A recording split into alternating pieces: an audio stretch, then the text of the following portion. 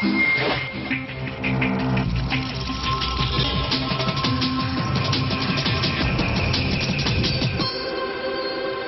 record pour les douaniers français, 358 000 cachets d'ecstasy, une drogue qui séduit de plus en plus de consommateurs qui ne se méfient pas de ses conséquences sur la santé. Corse, 2 mois et demi après l'assassinat du préfet Claude Érignac, c'est le grand chambardement dans l'île, remplacement aujourd'hui d'un préfet et du patron de la police judiciaire. Les producteurs de chou-fleur bretons vont rencontrer leur ministre, monsieur Louis Lepinsec, vendredi prochain. La filière du chou-fleur, du producteur au consommateur, c'est notre enquête de ce soir.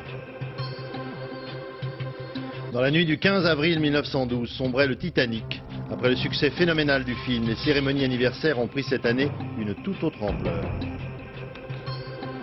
Pour les amateurs du genre, le spécialiste du film fantastique John Carpenter présente cette semaine Les Vampires. Madame, monsieur, bonsoir. Les services des douanes installés à l'entrée du tunnel sous la Manche, près de Calais, ont annoncé aujourd'hui une prise record exactement de 357 900 cachets d'ecstasy découverts le 25 mars dernier à l'occasion d'une fouille impromptue à bord d'un camion à destination de l'Angleterre appartenant à une entreprise de transport belge. Cette prise représente un record dans la mesure où elle est en quantité à peu près le double de tout ce qui a été saisi en France durant l'année 1997. Thierry Curtet, Bernard Puissasseau. 358 000 cachets d'ecstasy destinés au marché britannique. C'est une prise record, effectuée il y a 1 mois au terminal ferroviaire du tunnel sous la Manche, près de Calais. Le camion venait de Belgique, l'ecstasy, sans doute, des Pays-Bas. C'est en fouillant la remorque, qui n'était pas tout à fait en règle, que les douaniers ont fait la découverte. J'écarterais quand même l'hypothèse d'amateur. Il faut bien voir que l'ecstasy plus la cocaïne, ça représente quand même plus d'1 milliard de centimes. Bon, je pense que n'importe qui n'a pas une telle somme à mettre sur la table. Les policiers n'ont pas encore totalement achevé leur enquête. Ils essayent de remonter jusqu'au laboratoire. Une installation comme celle-ci, démantelée en France en 91. Sur ces images, tournées par les services de police, l'ingénieur chimiste, l'homme en vert, explique ici la fabrication des molécules d'ecstasy aux policiers. Cette drogue, apparue au milieu des années 80, pose en effet un problème aux législateurs. C'est une drogue dite mutante. C'est-à-dire que les chimistes clandestins en modifient la composition au fur et à mesure des interdictions. La loi doit donc s'adapter. Mais aujourd'hui, ce qui inquiète le plus les services de lutte contre les stupéfiants, c'est la quantité saisie à Calais. C'est plus que tous les services de douane, gendarmerie et police réunis pour toute l'année 96. C'est relativement inquiétant, ça veut dire qu'il y a une disponibilité très grande du produit, donc qu'il y a des laboratoires qui le fabriquent. C'est inquiétant également pour la Grande-Bretagne parce que ça signifie qu'il y a là un marché de consommation potentiel important, et inquiétant également pour les autres pays dont la France, l'Espagne, l'Italie. En France, 2 laboratoires seulement ont été démantelés. La drogue semble venir d'ailleurs. Les policiers ont coutume de dire qu'ils n'interceptent que 5 à 10% du trafic. L'ecstasy se présente sous forme, vous l'avez vu, de cachets qui donnent un sentiment, paraît-il, d'euphorie. C'est un produit, toute proportion gardée, peu cher à l'achat clandestin et dont la vente se développe à grande échelle chez les plus jeunes, notamment. L'ecstasy, que certains appellent la pilule du bonheur, est en fait à terme très rapidement celle du malheur, dans la mesure où les spécialistes sont formels, elle laisse de graves séquelles. Françoise Vallet, Michel Levasseur. Le produit de base, la méthylène dioxynamphétamine, combinée à d'autres molécules. Ce sont des amphétamines très particulières, classées interdites sur le plan international parce que très toxiques. Le comprimé s'achète 100 à 150 francs et se consomme dans les soirées. L'ecstasy ne rend pas agressif, mais contrairement aux idées reçues, est dangereuse. Dans une soirée, vous risquez d'avoir une fièvre très élevée, vous risquez de faire un collapsus, vous risquez des troubles de la coagulation, des troubles cardiaques, une mort subite, ça arrive. À la sortie des convulsions également, nous en avons vu. À la sortie, vous risquez un accident de voiture. Et si vous en prenez un petit peu à moyen terme, plusieurs fois, en quelques mois, vous pouvez parcourir un parcours de vieillissement cérébral qui se fait généralement en quelques dizaines d'années. La destruction des cellules nerveuses est prouvée scientifiquement chez le singe et le rat. Faussement présentée comme une drogue qui ne provoque pas de dépendance, l'ecstasy peut conduire à terme à des troubles psychiatriques graves. La loi républicaine doit s'appliquer en Corse comme sur le continent. C'est par cette formule, somme toute laconique, que le ministre de l'Intérieur, Jean-Pierre Chevènement, a commenté aujourd'hui le chambardement qui s'opère au plus haut niveau dans l'administration, la justice et la police. Avec aujourd'hui le remplacement du patron de la PJ de Corse et du préfet de Haute-Corse, des mutations qui interviennent après d'autres, c'est des semaines dernières, et 2 mois et demi après l'assassinat du préfet, Claude Érignac. Reportage Jacques Cardoz, Jean-François Georgetti. C'est une véritable nouvelle équipe qui prend place aujourd'hui dans l'île de Beauté. Derrière Bernard Bonnet, installé il y a 2 mois, voici le nouveau préfet de Haute-Corse, Bernard Lemaire. Il devra lui veiller à l'application des décisions de justice. Il va falloir faire en sorte que sur les dossiers critiques, nous rétablissions la rigueur, nous rétablissions la loi, mais qu'en même temps nous fassions en sorte que les dossiers les plus importants débouchent rapidement. Démétrius Dragacci fait les frais des nouvelles nominations. Le patron de la police judiciaire est remplacé par Frédéric Vaux, commissaire divisionnaire venu de Marseille. 3 policiers des renseignements généraux quittent leurs fonctions. Un poste est créé avec un juge d'instruction spécialisé dans les enquêtes financières. Des nominations à tous les échelons, police, justice et administratif. Tous les moyens sont donc donnés à l'application du contrôle de légalité. Ce qui est vrai, c'est que tous les dossiers sont ouverts un à un. Et qu'effectivement, il y a dans l'exercice du contrôle de légalité une certaine automaticité. Ça concerne notamment le contentieux de l'urbanisme, où nous avons à peu près une quarantaine de décisions de justice qui, pour des raisons d'ailleurs très différentes ou très diverses, ne sont pas encore appliquées. L'un de ces dossiers vise la CADEC, où une perquisition a été menée ce matin. Cet organisme parapublic est soupçonné d'avoir prêté trop facilement. Il fait donc l'objet à son tour d'une enquête financière. De nombreux documents ont été saisis dans le secteur de l'hôtellerie et du tourisme, où plus de 300 millions de francs d'emprunt ne sont pas recouvrés. Le ministre de l'Agriculture, Louis Lepinsec, vient d'annoncer qu'il recevrait vendredi matin les représentants des agriculteurs bretons qui sont d'accord pour cette rencontre. Après une semaine environ de tergiversation, rendez-vous est donc finalement pris, ce qui va peut-être décider les producteurs de chou-fleur qui occupent le pont de Morlaette depuis plus de 24 heures maintenant à lever les barrages. Mathieu Huchet, Jean-Pierre Pasteur. Au loin, la relève. 14 heures, c'est le passage de témoins. À tour de rôle, une vingtaine d'agriculteurs se succèdent pour assurer la garde du pont de Morlaix. L'occasion de faire le point. On prend la relève de 2 heures du matin jusqu'à 8 heures. Donc c'est toujours le même renouvellement dans les cantons. Le pont est toujours bloqué, on le tiendra le temps qu'il faut. Dans l'après-midi, une délégation d'élus des petites communes des environs et un sénateur s'avancent sur le tapis de chou-fleur réduit en bouillie par la pluie. Ils sont venus apporter leur soutien. Pour ma part, je considère qu'ils ont eu quelques petits torts la semaine dernière, mais que cette semaine, ils ont parfaitement raison. Et donc on est avec eux, de toute façon. Sans citer des personnes, il y a eu déjà des contacts avec le ministre directement. Il est finistérien lui aussi. On le connaît, nous sommes tous les deux au Conseil général. Lui, il est aussi. Mais nous sommes prêts à aller le voir immédiatement s'il le faut. Mais tout de suite, c'est évident. Mais il y a certainement des méthodes et surtout de mettre de côté de l'orgueil ou de la fierté. Parce que moi, d'un côté, je suis ministre et puis il y a des petits paysans, etc. C'est pas vrai. Il est plus que temps que tout se renoue. Mais vite, vite, vite, vite. Visiblement, le dialogue de sourds entre le ministre de l'Agriculture, Louis Lepinsec, et les agriculteurs touche à sa fin. Ils auraient réussi à ajuster leurs emplois du temps. Les légumiers sont attendus vendredi à 10 h au ministère. On parlera argent. Jusque-là, le barrage devrait rester en place. Il y a un problème de fond pour les producteurs de légumes bretons et de chou-fleur en particulier. La concurrence d'autres pays aux coûts salariaux moins élevés comme l'Espagne.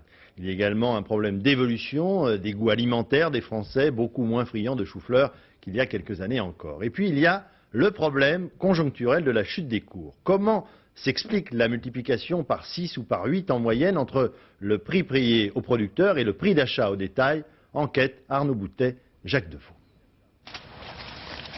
Entre la récolte du chou-fleur dans les champs bretons et sa vente sur un marché parisien, son prix a été multiplié par 8. 1,40 € par chou-fleur, c'est le prix de retrait moyen que touchent les producteurs depuis plusieurs mois. À cela s'ajoute l'emballage, 1,20 € plus la TVA. Le chou-fleur arrive chez l'expéditeur à 3,25 €. Son prix de base aura été fixé ici, dans ce qu'on appelle le marché au cadran. Il en existe 3 en Bretagne qui fonctionnent tous les jours de la semaine. Le cadran analyse tout simplement l'offre et la demande dans la plus grande transparence. C'est le seul qui permette une efficacité dans la gestion d'un prix. Autrement, ça devient opaque. Lorsque le chou-fleur prend la route vers les marchés d'intérêt nationaux, l'expéditeur a déjà prélevé sa marge, 5% plus le coût du transport. Au petit matin, les légumes arrivent à Rungis pour approvisionner la capitale. Ce sont les chou-fleurs qui partent où, ceux-là? Qui partent près de Versailles, qui restent dans la région parisienne. Le prix a été fixé la veille entre l'expéditeur et les grossistes de Rungis. 22 francs le colis de 6, cela fait 3 francs 50 la pièce. Si vous regardez 1 franc 40 le chou-fleur, multiplié par 6, ça fait 8 francs 40. Si le chou-fleur arrive à 22 francs à Rungis, bon, il y a quand même une quinzaine de francs, 15-16 francs qui se baladent et qui représentent quand même beaucoup plus que le produit lui-même. À combien vous allez le vendre aujourd'hui? Aujourd'hui, il a remonté un petit peu. Aujourd'hui, on va le vendre, on va essayer de le vendre 27 francs. Les 6 pièces, soit 4,50 la pièce. 4,50 francs, c'est donc le nouveau prix. S'engage alors une nouvelle négociation avec les détaillants qui viennent acheter à Rungis. Parce qu'il y a deux catégories quand même là. Non, c'est pareil. C'est pareil, c'est les mêmes, c'est exactement les mêmes. T'as les feuilles ou t'as les sans feuilles, c'est la même chose. Bon. 27 francs le colis. Le prix ne bougera pas. Aujourd'hui, le chou-fleur vaut plus cher que la semaine dernière. Et on le jette. Allez expliquer ça aux gens. Ça va aller, ça va être lourd, hein. Sur les marchés parisiens, le chou-fleur se vend alors 8 à 10 francs la pièce. Mais les clients se font de plus en plus rares. Voilà, une dizaine d'années, on en passait 300 un mercredi. Hein. Maintenant, on en vend 6, c'est plus pareil. À 8 ou 9 francs, il reste bon marché, mais ne se vend pas. Car en fait, le malaise est ailleurs. Les Français n'aiment plus ce pauvre chou-fleur. Le mauvais temps sur la France continue de sévir. Les températures sont heureusement à la hausse. La pluie a remplacé le froid, la neige. Et le gel, qui est le danger le plus redouté par les agriculteurs en cette saison, notamment les producteurs de fruits et les viticulteurs. Grâce à des moyens de chauffage installés la nuit au pied des vignes, on ne déplore aucun dégât majeur, même si certains n'ont pu éviter qu'une partie de leur récolte ne soit endommagée, comme c'est le cas dans le département de l'Aude, dans le fameux vignoble de la Blanquette de Limoux. Reportage Muriel Lassaga, Gilbert Usan. Alors tu viens de nous aider à ouvrir le visage. C'est-à-dire que bonjour. Oui, apparemment c'est sérieusement touché ça. Oui, c'est gelé à 100%. C'est vraiment dommage, oui. J'ai 54 ans de vigneron. Depuis l'âge de 14 ans, je travaille à la vigne. C'est la première fois de ma vie que je vois une chose pareille. Dans cette haute vallée de l'Aude, la température est descendue jusqu'à -5 degrés. Les bourgeons prometteurs ont été grillés par le gel. Ici, aucune parcelle ne donnera de raisin cette année. Les bourgeons qui auront été brûlés par le gel vont périr et ce sera ce que nous appelons le contre-bourgeon qui va redémarrer mais qui ne portera pas de fruits. Les 41 communes de l'appellation ont toutes été touchées par le gel, environ 20% de la production. Lundi soir, les vignerons sont restés impuissants face à la chute du thermomètre. Ici, pas de système de chauffage ou d'aspersion d'eau dans les vignes. Trop cher, ces méthodes sont laissées aux grandes appellations. Dans l'Aude comme ailleurs, les vignerons ne sont jamais assurés contre le gel. Aussi, beaucoup espèrent être déclarés sinistrés pour obtenir des aides de l'État. Un sondage IFOP pour l'événement du jeudi indique pour la première fois ce que les Parisiens pensent de la bataille de la mairie de Paris. 46% sont plutôt favorables à un maire de gauche en cas de vote, contre 41% à un maire de droite. À droite, ils choisiraient en priorité Édouard Balladur devant Jacques Toubon et assez loin derrière Jean Tibéri, l'actuel maire. À gauche, Dominique Strauss-Kahn devant Daniel Vaillant et Georges Sarr. Pour l'heure, on en est encore au duel entre la majorité RPR-UDF qui se déchire avec le maire Jean Tibéri qui n'écarte pas un geste d'apaisement toutefois à l'égard de Jacques Toubon qui a mis sa gestion en cause. Jeff Wittenberg, Patrick Foy. Alors, naturellement, j'ajoute que les problèmes de sécurité, vous en fichez complètement. C'est ce que j'ai cru comprendre. C'est vrai qu'elles sont un peu passées au second plan, les propositions de Jacques Toubon pour améliorer la sécurité des Parisiens. Car ce que l'on guettait aujourd'hui, c'était plutôt sa réponse à la dernière offre en date de Jean Tibéri. Que tous les élus de droite se retrouvent autour d'une table pour discuter, a suggéré le maire de Paris. Apparemment, Jacques Toubon ne veut pas. On ne peut pas discuter entre ceux qui sont considérés en quelque sorte comme des exclus et des parias, ou des pestiférés, ou des, j'ajoute, putschistes, et ceux qui, au contraire, détiendraient le pouvoir, la vérité et la légitimité. Les questions de forme et de susceptibilité sont apparemment essentielles dans cette affaire. Ce que les amis de Jacques Toubon réclament aujourd'hui, c'est que Jean Tibéri accorde une audience en bonne et due forme à leur chef de file et qu'ils arrêtent leurs mauvaises manières. Pour eux, la nomination de Claude-Annick Tissot en est une. Connue pour avoir dénoncé la gestion de Michel Giraud à la tête de l'Île-de-France, elle devient l'une des pièces maîtresses de l'Hôtel de Ville, aux côtés de Jean Tibéri.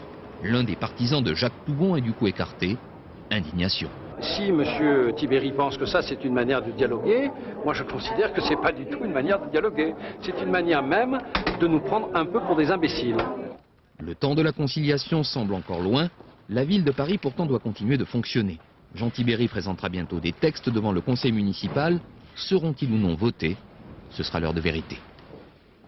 Nouveau développement au Conseil régional Rhône-Alpes. Le président Charles Millon a enregistré la défection de 17 élus RPR-UDF. La situation devient donc de plus en plus compliquée pour lui. Charles Millon doit normalement faire adopter son budget cette semaine.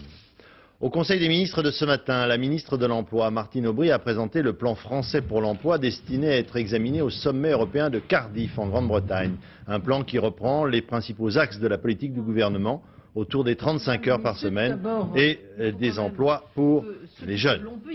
Parallèlement, à propos de l'Europe, le communiste Robert Rude, dans un entretien au Nouvel Observateur, réclame une nouvelle fois un référendum sur la monnaie, sur l'euro.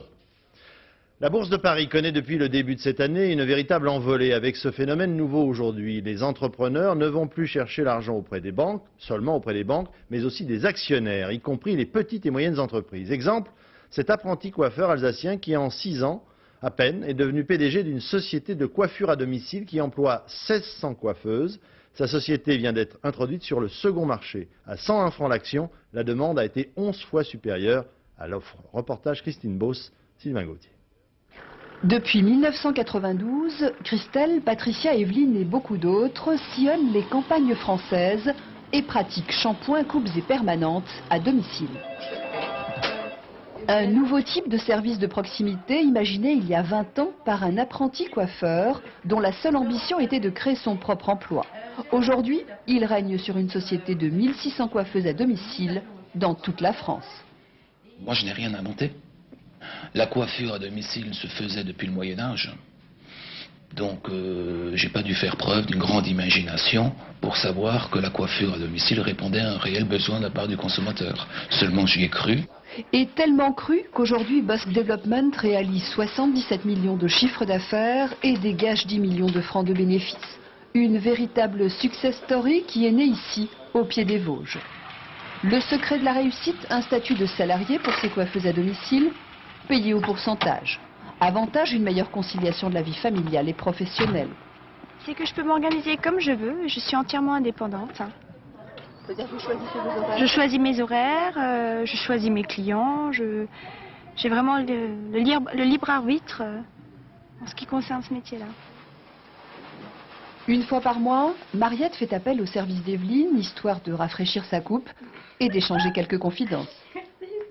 C'est pratique, c'est très pratique. Surtout quand vous êtes âgé, vous êtes malade, ou même des personnes qui ont des enfants, qui n'ont pas le temps. Les prestations sont les mêmes que dans un salon, les tarifs sont inférieurs de 15%. Bis comprise. Rien n'arrête le groupe Philippe Bosk, introduit aujourd'hui en bourse avec l'objectif d'accroître notre notoriété, de façon à nous permettre d'embaucher davantage de coiffeuses pour répondre à cette demande incessante de notre clientèle. Une introduction au second marché qui va lui permettre de financer une campagne de pub, une caravane dans le Tour de France, avant d'aller prospecter le marché américain. La ministre de la Justice, Elisabeth Guigou, a présenté aujourd'hui le premier point de sa réforme de la justice, très attendue. Le Conseil supérieur de la magistrature, chargé d'assister le chef de l'État dans sa tâche de garant de l'indépendance de la magistrature, va passer de 12 à 21 membres. Les magistrats n'y seront plus majoritaires afin d'éviter toute tentation de corporatisme. Dans le même temps, l'avis de ce Conseil deviendra indispensable pour la nomination des hauts magistrats tels que procureurs et procureurs généraux. L'assurance automobile en France est obligatoire, mais dans le même temps, un assureur pour qui vous représentez trop de risques peut bien refuser de vous assurer. Pour les très mauvais conducteurs ou pour ceux qui sont victimes de la malchance à répétition, un courtier a une idée d'inventer une société, SOS Malus. Il prend votre dossier et se charge de le plaider auprès des assureurs. Benoît Mousset, Jean-François Chevet. Dans la famille des fous du volant, il y a parfois de dangereux multirécidivistes. Des conducteurs qui font des dégâts pas forcément graves, mais que les assureurs ne pardonnent plus parce qu'ils sont trop coûteux. 3% des assurés aujourd'hui sont ainsi tombés en disgrâce. Pour ces parias parfaitement solvables, voici une solution à leurs problèmes. Des courtiers d'assurance comme SOS Malus, où tous les punis sont ici écoutés et conseillés. Alors asseyez-vous, on va vous recevoir. Vous avez eu un sinistre, deux sinistres responsables. Et ailleurs, on ne veut pas vous prendre. Mais non, parce que j'en ai trop eu. Vous aviez trop? J'ai trop eu d'accidents. C'est pour ça. SOS Malus s'engage à plaider la cause de ses conducteurs auprès des compagnies d'assurance comme un avocat défendrait son client. Nous sommes là pour aider les clients, non seulement pour trouver une compagnie d'assurance qui les accepte au meilleur rapport qualité-prix, mais après pour les aider en cas de sinistre, parce qu'il y a forcément des sinistres après la souscription d'un contrat d'assurance, et nous sommes là pour faire payer les compagnies, pour assister nos clients. Autre Saint-Bernard, le BCT, le Bureau central de tarification, un organisme public chargé de faire appliquer la loi, car l'assurance est obligatoire pour une voiture. Le bureau examine le dossier de la personne en question et prononce une tarification qui va s'imposer à l'assureur. Le BCT va donc imposer à l'assureur choisi de garantir cette personne pendant 1 an. L'an dernier, ce bureau a traité 2700 dossiers, un chiffre en constante progression depuis 3 ans. Ah non, du tout. J'ai l'air de sauter du coq à l'âne, mais pas du tout, vous allez le voir. En Chine, les assureurs n'en sont pas encore au bonus-malus. La voiture particulière est encore réservée là-bas, disons, aux classes les plus aisées. La circulation y est encore anarchique et y passer son permis de conduire relève d'une aventure d'Indiana Jones. Reportage Isabelle Béchler, Tristan Lebras. Les policiers pékinois ont beau faire des moulinets très appliqués, la rue reste le lieu de tous les dangers. Pas de règles qui tiennent, ou plutôt si, la loi du plus fort comme constante derrière l'anarchie apparente. Comment voulez-vous apprendre à conduire dans ce capharnaüm? Mademoiselle Li, comme les autres candidats au permis de conduire, est donc prudemment isolée sur un circuit. Le véhicule sur lequel on la forme n'a rien à voir non plus avec la vraie vie. Oui, bien sûr, au début j'aurais peur quand je conduirais dans la circulation. Mais la conduite, c'est une question de pratique. Petit à petit, ça ira mieux. Moi, je trouve que par les temps qui courent, avec le chômage et la compétition, c'est un atout d'avoir son permis, un avantage sur les autres. Il faut en moyenne 2 mois de temps et 6 mois de salaire moyen pour acquérir cette formation particulièrement surannée dans l'auto-école d'État. Plus de 10 000 élèves par an et une majorité de jeunes femmes apprennent ici une théorie qu'ils ne mettront jamais en pratique. La priorité aux piétons sur les clous, par exemple, n'existe pas en réalité. Vous comprenez, nous sommes un pays en voie de développement. Ce serait bien trop dangereux pour nos élèves d'être lâchés directement dans la circulation. Ce serait dangereux pour les piétons et pour les autres automobilistes. C'est déjà bien assez encombré. Les futurs conducteurs n'ont plus qu'à se jeter dans la mêlée. Une mêlée qui s'aggrave visiblement au rythme des progrès de l'industrie automobile et de l'enrichissement des classes moyennes. Dans la seule capitale, le parc automobile a augmenté de près de 40% en 3 ans. Personne ne sait plus où donner de la tête. Quant aux agents de la circulation, on aurait le tournis à moins. Après les accords de paix en Irlande du Nord, les autorités de Dublin ont libéré 9 membres de l'armée républicaine irlandaise en signe d'ouverture, ce qui a été en fait très mal pris par les protestants de Belfast, mais qui pourrait être très bien interprété par les catholiques du Sinn Féin, l'aile politique de l'IRA, qui n'a pas encore donné son accord à ce traité signé dimanche dernier. Un scandale éclabousse les plus hautes autorités, les plus hauts responsables des carabiniers italiens, l'équivalent de notre gendarmerie nationale. 3 généraux, dont le commandant en chef, accusés soit de corruption, soit de collusion avec certains membres de l'extrême droite dans un passé récent. Alain Chalvron, Rome. Le général Delfino, un des chefs des carabiniers, la gendarmerie italienne, portait beau. C'était une vedette. il n'aimait rien tant que témoigner lors des grands procès mafieux, lui qui s'attribuait la gloire d'avoir mis sous les verrous Totorina, le parrain des parrains de Cosa Nostra. Et bien voilà qu'il pourrait à son tour se trouver sur le banc des accusés pour une histoire pas jolie à tout point de vue. En juin 1997, un riche industriel italien, Giuseppe Sofiantini, est enlevé par des bandits sardes. Désemparés, ses enfants brassent toutes leurs relations pour tenter d'obtenir la libération de leur père. Le général Delfino est un ami de la famille. Contacté, il accepte de servir d'intermédiaire avec les ravisseurs. C'est contre la loi, mais c'est au nom de l'amitié. Une amitié pas tout à fait désintéressée. Les juges ont en effet découvert que le général se serait mis au passage 3 millions de francs dans la poche. Pire, après la libération de Sofiantini qui lui demandait tout de même quelques comptes, il aurait menacé de lui tirer une balle dans la tête. Le général s'est fait porter pâle et couche sous bonne surveillance dans cet hôpital militaire. Il crie au complot. D'autant que ces derniers jours, 2 autres généraux de gendarmerie ont été placés sous enquête. Le général Mori, chef du ROS, une unité anti-mafia pour faux témoignages, et même le chef suprême des carabiniers, le général Siracusa, pour une sombre affaire liée à l'extrême droite. Et du coup, c'est tout ce corps de 100 000 hommes, fondé en 1814 sur le modèle de la gendarmerie française, qui se trouve déstabilisé. Le président tchèque Václav Havel, opéré hier soir d'urgence en Autriche d'une perforation des intestins, va mieux, même si ses médecins restent réservés sur les suites à donner à cette opération. La secrétaire d'État au tourisme, Michel de Messine, a provoqué un joli tollé en Angleterre en déclarant que les touristes anglais devaient venir nombreux au mois de juin en France au moment de la Coupe du Monde de football, alors que les autorités de Londres, dans le même temps, font tout pour empêcher ceux qui n'ont pas de billets pour assister au match de traverser la Manche afin d'éviter le débarquement de leurs trop fameux hooligans. Philippe Visserias, Pascal Caron. Hier encore, inconnu des Britanniques, aujourd'hui à la une de la presse anglaise. Le passage de Michel de Messine à Londres a déclenché une polémique. Certains journaux l'accusant même ce matin d'avoir lancé une invitation à la bagarre. Pourquoi un tel scandale? Tout est parti d'une simple conférence de presse. Hier à Londres, Michel de Messine est venu vanter le sens de l'accueil à la française. Mais elle est allée plus loin en invitant le plus de monde possible à venir en France pendant la Coupe du Monde. Nous essayons de faire en sorte que le plus grand nombre de personnes, qui soient de notre pays et des autres pays, puissent participer d'une manière ou d'une autre à la Coupe du Monde. Une déclaration que les autorités anglaises ont eu du mal à comprendre. Depuis des semaines, le gouvernement britannique a lancé cette campagne publicitaire à l'attention de ses supporters. Son message est clair, pour que tout se passe bien, si vous n'avez pas de billet pour la Coupe du Monde, n'allez pas en France en juin prochain.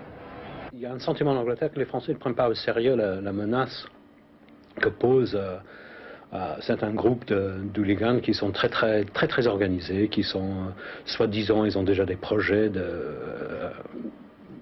troubles en France cet été. Donc les Anglais sont vraiment très paranoïaques à ce sujet. Aujourd'hui, de retour à Paris, Michel de Messine a voulu calmer le jeu. Mon intention n'était pas de m'adresser aux spectateurs. Mon intention était de m'adresser aux 12 millions de touristes que nous recevons chaque année. 12 millions de touristes britanniques que la France ne veut pas perdre. Car accueillir la Coupe du Monde, cela n'a pas que des avantages. En 1990, l'Italie, pays organisateur, avait vu sa fréquentation touristique chuter de 30% pendant l'épreuve. La présence de milliers de supporters avait fait fuir les amoureux des vieilles pierres. Nous évoquions ici même hier soir largement le rapport du Conseil économique et social sur les conséquences du bruit et les moyens de lutter contre. Parmi ceux-ci, un nous avait échappé momentanément, celui des instruments de musique silencieux, pour les voisins en tout cas. Laurent Lejopp, Luc Bachofen.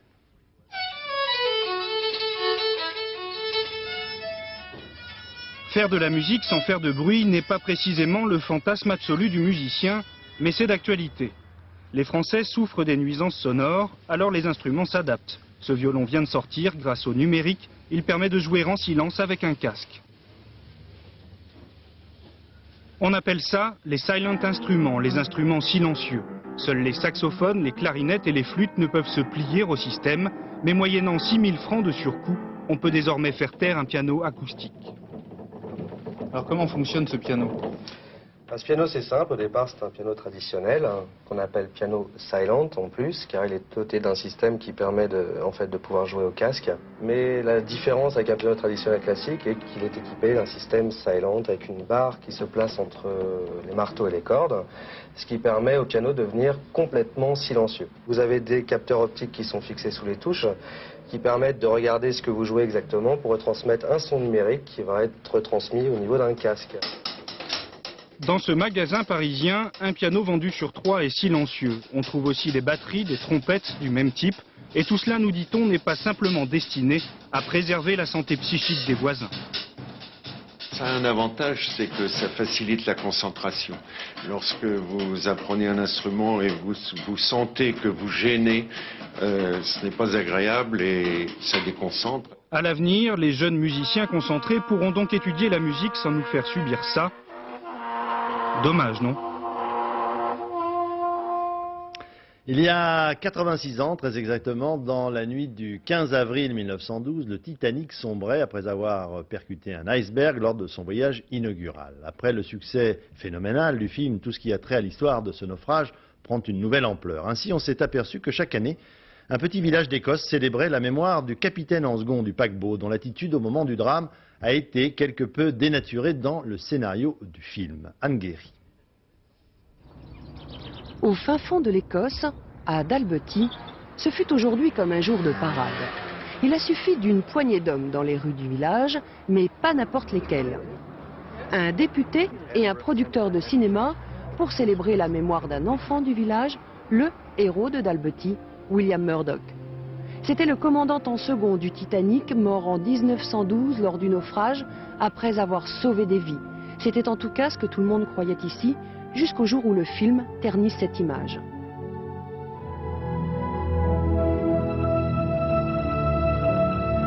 Dans la fiction, l'homme n'a plus rien d'un héros. Il tire sur un passager qui tente d'embarquer dans un canot de sauvetage avant de se suicider. En Écosse, ce fut une blessure. Mon électorat a eu le sentiment que le portrait de Murdoch était très éloigné de la réalité. Car depuis toutes ces années, les habitants ont toujours considéré que Murdoch était un héros, quelqu'un qui a donné sa vie pour en sauver d'autres. Ils pensent que le portrait de lui dans le film s'éloigne vraiment du héros qu'il était réellement.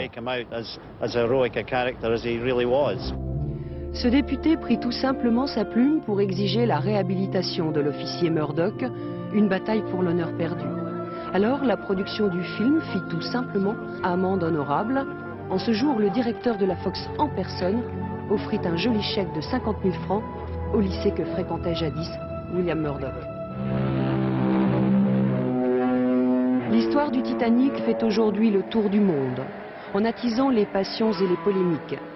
Car si réaliste soit-elle, la fiction n'est sans doute pas si fidèle à la réalité. En tout cas, elle ne saurait être un document historique. Le cinéma, justement, le grand maître américain du film fantastique et d'épouvante, John Carpenter, a réalisé pour la première fois un film sur les vampires. On peut résumer ainsi le scénario: les chasseurs de primes traquent les suceurs de sang. Reportage Stéphane Auman, Jean-Paul Chausset.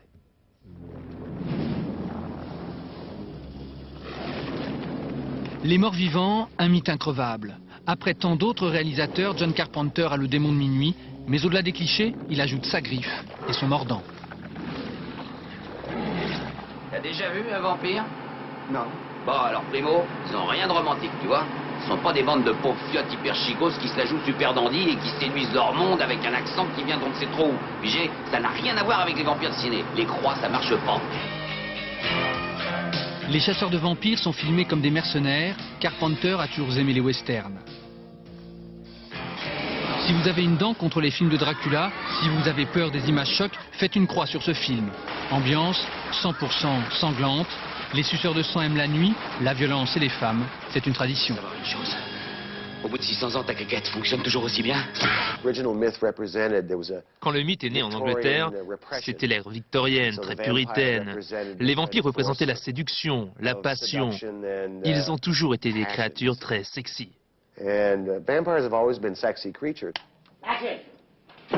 Pour son 16e film, après Halloween, Fog, New York 1997, Carpenter est toujours possédé par par son thème favori, la peur.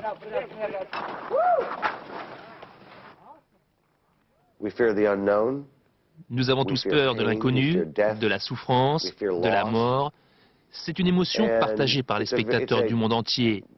La peur, on grandit avec, on vit avec, on meurt avec. Ça tombe bien, on meurt beaucoup dans Vampire. Mais dans ce conte crépusculaire, il n'est pas sûr que ce soit les mortels qui l'emportent. Chez Carpenter, le mal a la vie dure. Faut que tu sois, je te traquerai. Le printemps de Bourges ouvre ses portes ce soir. Une manifestation qui, vous le savez, permet souvent la découverte des stars de la chanson de demain. Parmi les candidats à la gloire, cette année, une bande de copains, français, maghrébins, algériens, marocains, 12 musiciens qui ont choisi avec beaucoup d'humour, il faut le dire, de s'appeler l'Orchestre National de Barbès. Caroline Laudrin, Didier Dahan.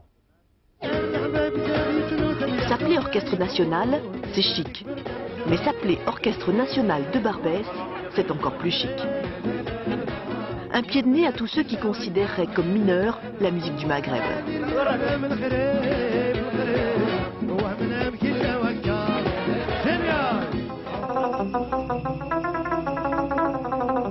Ce sont les enfants de Barbès. Ils vivent en France depuis une dizaine d'années. Leur point d'ancrage, c'est ici, dans ce petit bout d'Afrique, au pied du Sacré-Cœur à Paris. Tout le monde se connaît plus ou moins. C'est le premier endroit où débarquent les immigrés en quête d'un peu de chaleur. C'est là où, quand on a la nostalgie, on part à Barbès et on oublie tout. Et puis tu n'as pas besoin de, de prendre un billet d'avion pour aller voir comment est le monde. Viens à Barbès, tu auras un aperçu concret de ce que c'est le monde.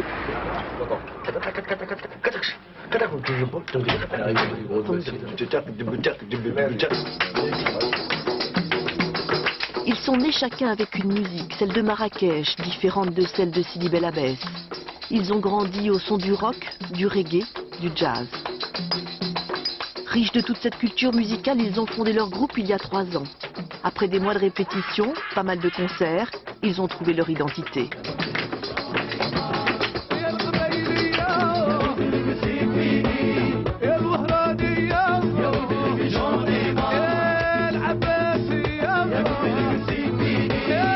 Vu qu'il y a beaucoup d'improvisation dans nos concerts, donc c'est une découverte progressive de chacun de nous vers les musiques de l'autre, etc. On apprend à se connaître nous-mêmes, humainement, et aussi musicalement, quoi.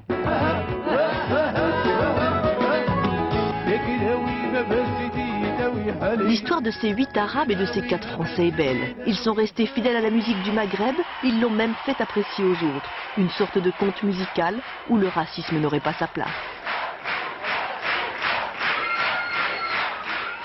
Avant de nous quitter, le rappel des principaux titres de l'actualité de ce mercredi. D'abord, cette prise record pour les douaniers français. 358 000 cachets d'ecstasy, une drogue qui séduit de plus en plus de consommateurs qui ne se méfient pas de ses effets secondaires. Corse, 2 mois et demi après l'assassinat du préfet Claude Érignac, c'est le grand chambardement de l'île avec aujourd'hui le remplacement d'un préfet et du patron de la police judiciaire. Puis le ministre de l'Agriculture Louis Lepinsec vient d'annoncer qu'il recevrait vendredi matin les représentants des producteurs bretons de choux-fleurs et des légumes qui viennent d'accepter ce rendez-vous avec leur ministre. Voilà, dans un instant, la météo, Isabelle Martinet. Il ne me reste plus qu'à vous souhaiter une excellente soirée sur notre chaîne. Bonsoir, à demain.